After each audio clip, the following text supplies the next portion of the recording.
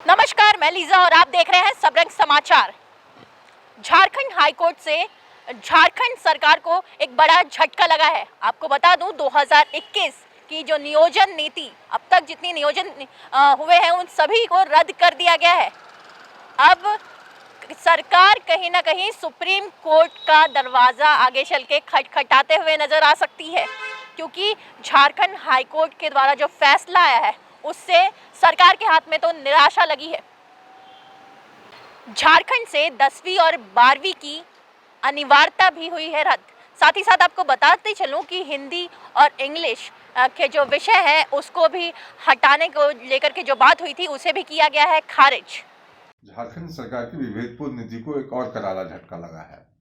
आज हाईकोर्ट में सुनवाई के दौरान झारखंड हाईकोर्ट ने यह माना कि झारखंड स्टाफ सिलेक्शन कमीशन के लिए जो नियमावली तय की गई थी सरकार के द्वारा वो विभेदपूर्ण है, समाज के लोगों को आपस में बांटने की कोशिश है।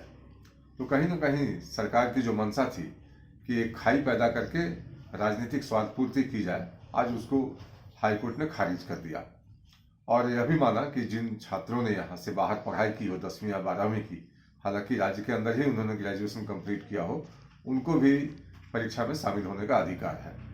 और जहाँ तक प्रश्न है कि हिंदी को जिस तरह से किनारे करने की कोशिश की गई, उर्दू को तवज्जो दी गई, तो सरकार की मंशा स्पष्ट है कि वो तुष्टीकरण की नीति को आगे बढ़ाना चाहती है। आज सरकार के लिए बुरा दिन है, सरकार को सचेत होने की आवश्यकता है। सरकार यह सोचे कि सभी लोगों को साथ लेकर चलने की आवश्यकता है, क्योंकि जब आप सत्ता में होते हैं तो सभी लोगों की जिम्मेदारी आपके कंधों पर होती है। के लिए यहाँ के स्थानीय लोगों के रोजगार के लिए नियोजन नीति लाया था, उसके आधार पर रोजगार दिया था। आज आप सब लोग जानते हैं इस राज्य के पास हेमंत सोरेन जी के पास कौन सी नियोजन नीति है? तो आप मुख्यमंत्री बताएं कौन सी नियोजन नीति है? मैं तो मुख्यमंत्री जी से प्रश्न पूछना चाहता, हमारी तो थी, लेकिन आज मुख्यमंत्री जी बताए कि उनके पास कौन सा नियोजन नीति है। 1932 या 2021 में जो उन्होंने लागू किया, उन्होंने स्वयं विधानसभा में क्या कहा था, ये संभव नहीं है। फिर ये सड़क पर उतर के जनता को मोड़ क्यों बना रहे हैं? अब जैसे ही हाईकोर्ट से ये फैसला आया, सत्ता के गलियारों में भी ये चर्चा का विषय बन गया।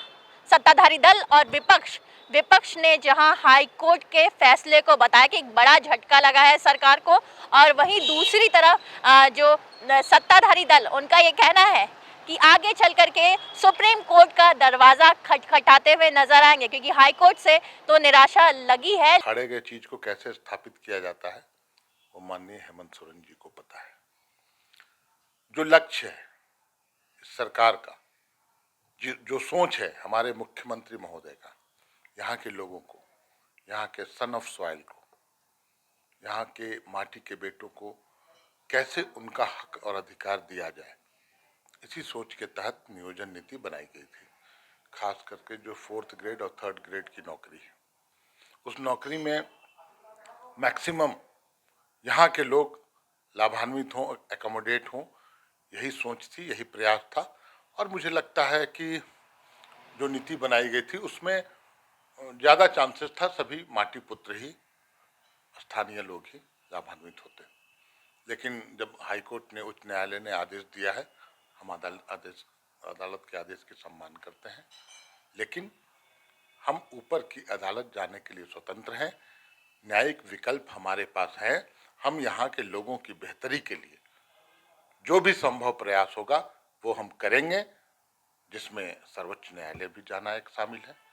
और हमें लगता है कि सर्वोच्च न्यायालय हमारी भावनाओं और जो हम करना चाहते हैं, जो ये सरकार करना चाहती है, जो न्यायोचित है, कहीं से अनुचित नहीं है हम लोगों की नज़र में, उसे पुनः स्थापित करेगी। गौरतलब है कि उन अभ्यर्थियों को भी बड़ा झटका लगता हुआ नजर आया है हाईकोर्ट से, जो अभ्यर्थी लंबे समय से परीक्षा की तैयारी में जुटे रहते थे। अब देखने वाली बात होगी कि राज्य सरकार और जो अभ्यर्थी हैं वो सुप्रीम कोर्ट का जब दरवाज़ा खटखटाएंगे तो वहां से उन्हें क्या कुछ हाथ लगेगा। अब जब ये मामला सुप्रीम कोर्ट में जब गुहार लगाने जाएगी सरकार, तब वहां से क्या कुछ फैसला आता है वो देखने वाली बात होगी। ऐसी खबरों के लिए बना रहे सबरंग समाचार के साथ। कैमरा पर्सन दीपक के साथ लीजा, सबरंग समाचार।